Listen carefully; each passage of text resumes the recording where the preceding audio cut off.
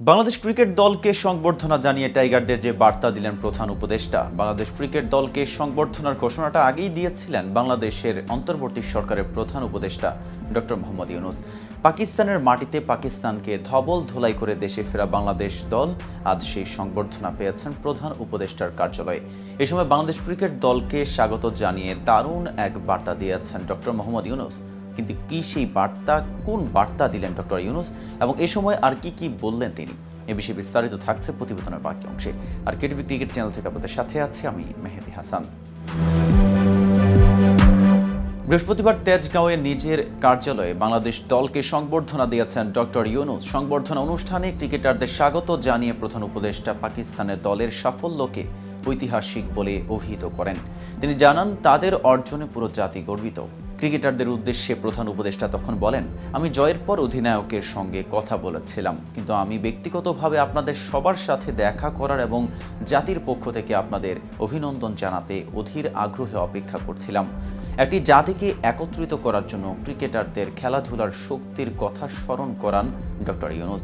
এ সময় তিনি প্যারিস অলিম্পিকে একজন উপদেষ্টা এবং রাষ্ট্রদূত হিসেবে কাজ করার অভিজ্ঞতার কথাও জানান।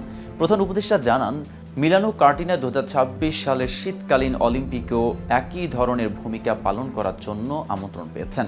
নিজ কার্যালয়ে সংবর্ধনা অনুষ্ঠান আয়োজন করার জন্য ডক্টর ইউনূসকে ধন্যবাদ জানান জাতীয় দলের অধিনায়ক শান্ত। তার কথা আরও সাফল্য অর্জনে দলকে উৎসাহিত করবে জানিয়ে তিনি বলেন, সব খেলোয়াড় এখানে আসতে পেরে খুশি, এটা সত্যিই আমাদের অনুপ্রাণিত করবে। খেলোয়াড় এবং কোচিং স্টাফদের কঠোর পরিশ্রমের ফল পাকিস্তান সফরে মিলেছে বলে জানান শান্ত।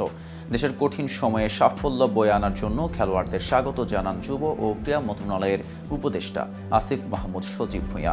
অনুষ্ঠানে বাংলাদেশ ক্রিকেট বোর্ডের সভাপতি ফারুক আহমেদ, পরিচালক নাজমুল আবেদিন ফাহিম, প্রধান নির্বাহী কর্মকর্তা নিজাম উদ্দিন চৌধুরী ছাড়াও আরও অনেকেই উপস্থিত ছিলেন।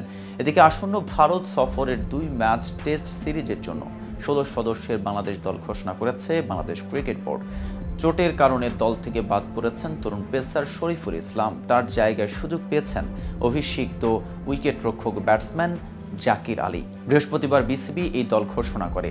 জাকির আলী এর আগে বাংলাদেশের হয়ে 17টি টি-20 ম্যাচ খেলেছেন। পঞ্চম শ্রেণীর ক্রিকেটে 49 ম্যাচে তার রান 2862, যার মধ্যে রয়েছে 4টি সেঞ্চুরি, গড় 41.47।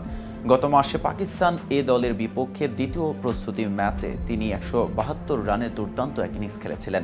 অন্যদিকে পাকিস্তানের রাওয়ালপিন্ডিতে প্রথম টেস্টের পর কুচকিতে অস্বস্তি হচ্ছে বলে দলের ম্যানেজমেন্টকে জানান শরীফুল।